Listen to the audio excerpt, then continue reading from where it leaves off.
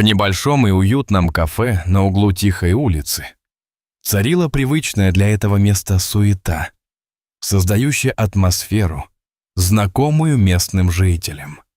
Официантки, ловко маневрируя между столиками, спешили обслужить гостей, которые, погруженные в свои разговоры, наслаждались мгновениями уюта.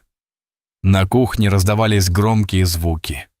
Кастрюли стучали о плиту, повара с энтузиазмом перемешивали ингредиенты, а аромат свежей выпечки, который витал в воздухе, создавал было чувство домашнего тепла и уюта.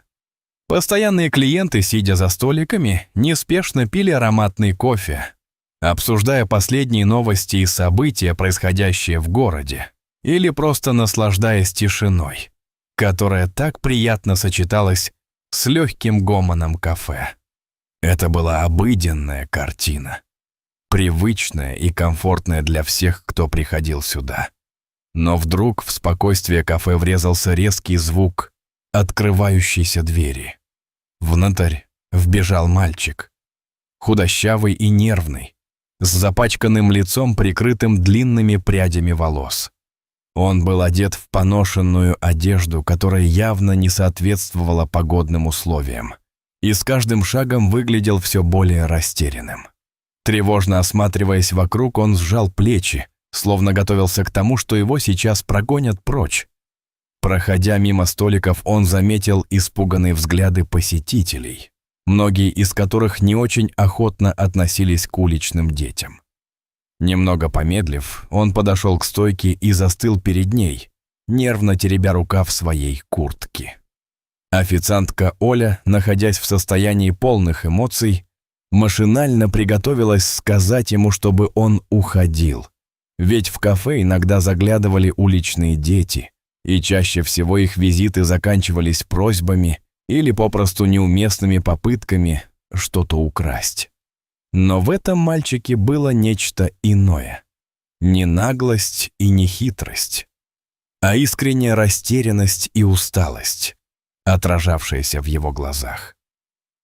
На мгновение Оля замерла, чувствуя внутренний трепет от встреченного взгляда, и вместо привычных слов произнесла с теплотой: «Ты голоден?»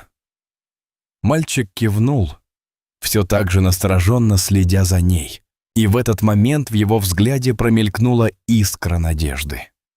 Не раздумывая больше ни секунды, Оля повернулась и быстро направилась на кухню, готовясь помочь этому запуганному ребенку.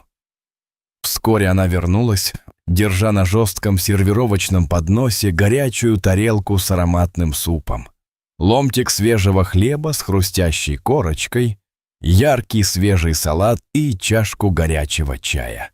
Ему, казалось, больше и не нужно было. Он жадно, но аккуратно взялся за еду, словно боялся, что ее могут отнять и забрать обратно. Каждый его жадный глоток был полон благодарности, и это зрелище трогало сердца всех, кто находился рядом. В дальнем углу кафе, наблюдая за происходящим, молча сидел мужчина.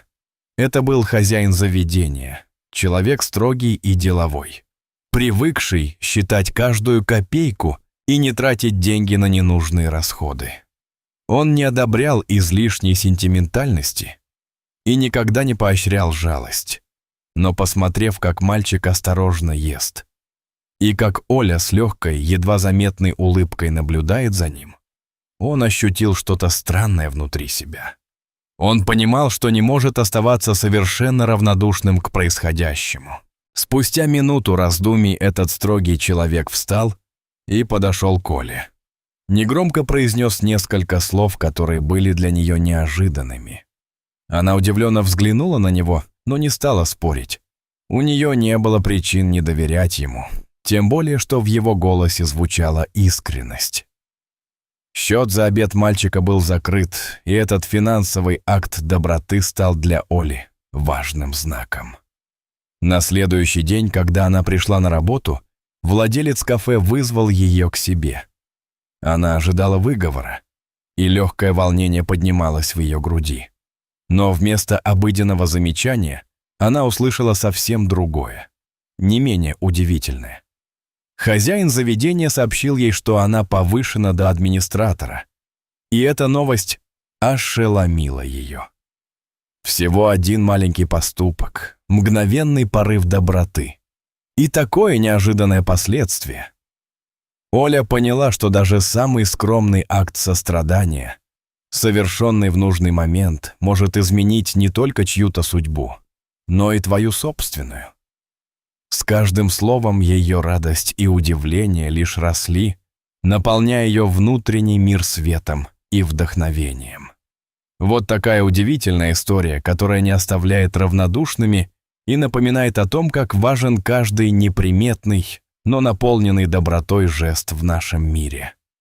Дорогие друзья, если вам понравилось это видео и вы смогли ощутить его теплоту, ставьте лайк. И также не забудьте подписаться на наш канал, где вы найдете еще много интересного и трогательного, что может поднять вам настроение и сделать ваш день.